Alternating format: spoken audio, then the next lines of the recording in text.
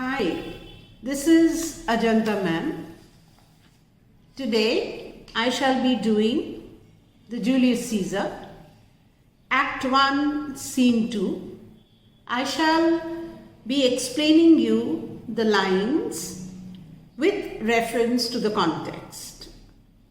Now, Act 1, Scene 2, line number 133 to 139.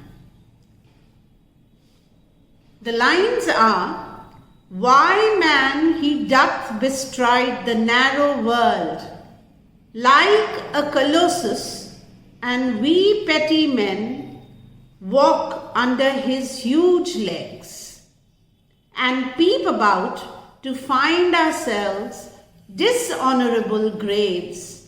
Men at some time are masters of their fates. The fault, dear Brutus, is not in our stars, but in ourselves, that we are underlings." Now, these lines are taken from the speech which Cassius makes to Brutus in the course of a confidential conversation which the two men hold with each other in the Julius Caesar. Cassius first tries to prove to Brutus that Caesar does not even have as much power of endurance in him and as much physical energy as Cassius. He then points out to Brutus that Caesar is ruling this world unchallenged. He compares Caesar to what? To a huge statue, the name of which was Colossus and which was regarded as one of the seven wonders of the world. That statue stood at the entrance of the harbor of Rhodes, and it had one of its legs planted on the side of the harbor and the other leg planted on the other side. And all ships entering the harbor thus passed under the legs of that huge statue. Cassius says that Caesar has become so great a man that all Romans seem to be like pygmies. Who are pygmies? Very short people. Pygmies walking under his legs. The Romans walk about timidly and hesitatingly. They are hesitant of Caesar's huge stature and waiting for their deaths to overtake them. The Romans do not even have the courage to look up to Caesar's face. He's so huge compared to them. The Romans are living a life of degradation, and they would die dishonorable deaths. It is, according to Cassius, a matter of shame for the people of Rome to have to live as slaves under the tyrannical rule of Caesar. The whole world now seems to be a small place as compared to the greatness and to the majesty of Caesar. Everything seems diminutive.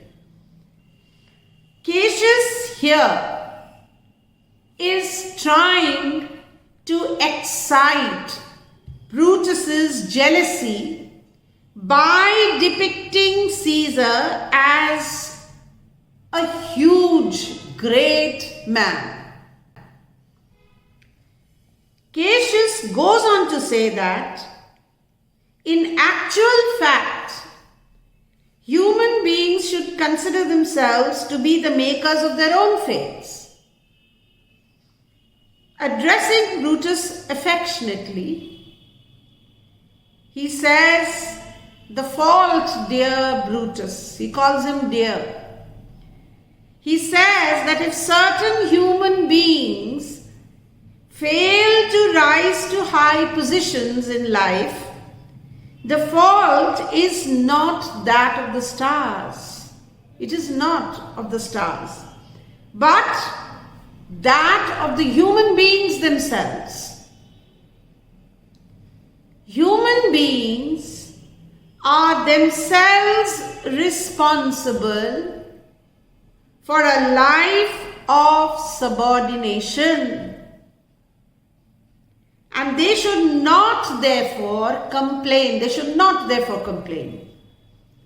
that they were born under evil stars.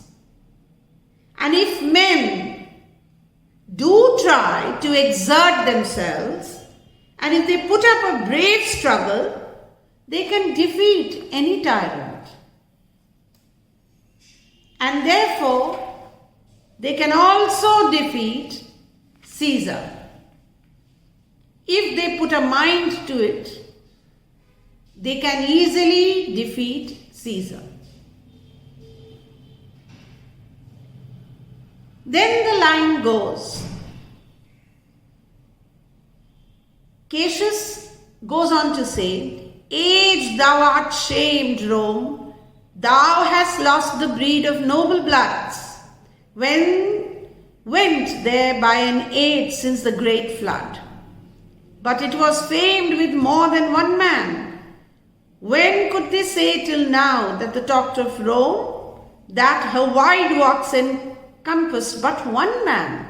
Now it is Rome indeed, and room enough when there is in it but only one man." This is the continuation of Cassius's speech to Brutus.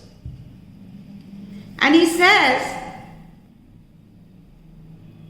that Brutus, he is talking about Caesar, trying to excite Brutus's jealousy of Caesar by pointing out that there is much magic and charm in the name of Brutus,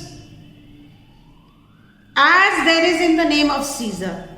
So why then should Caesar rule the country all by himself and Brutus not be a part of it and not share power? Cassius then goes on to say that Rome is at this time passing through a shameful period of its history, and Rome had always been famous because of the great men who ruled.